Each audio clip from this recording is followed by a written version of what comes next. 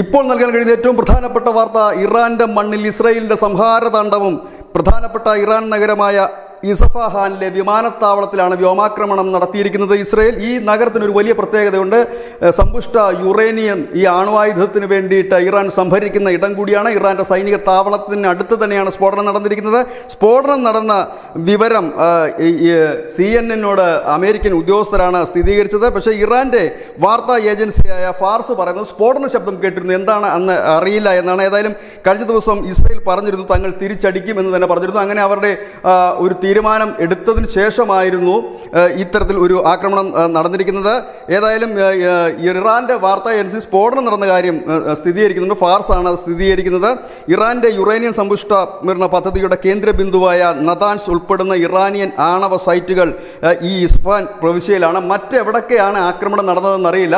ആക്രമണം തുടരുന്നതായിട്ടും ചില വിവരങ്ങളുണ്ട്. ഏതായാലും ഇറാന്റെ വ്യോമാതിർത്തി വഴി നിരവധി വിമാനങ്ങൾ വഴിതിരിച്ച് വിട്ടതായിട്ടുള്ള വിവരമുണ്ട്. ഇന്ത്യ 2 ദിവസം മുൻപ് തന്നെ ഇസ്രായേലിൻ്റെയും ഇറാൻ്റെയും മുകളിലൂടെയുള്ള നമ്മുടെ രാജ്യത്തിൻ്റെ വിമാന സർവീസുകളെല്ലാം തന്നെ നിർത്തിവെച്ചിരുന്നു. ഇപ്പോൾ മറ്റ് രാജ്യങ്ങളും ആ വഴി തന്നെ തുടരുകയാണ് എന്നുള്ളതാണ്.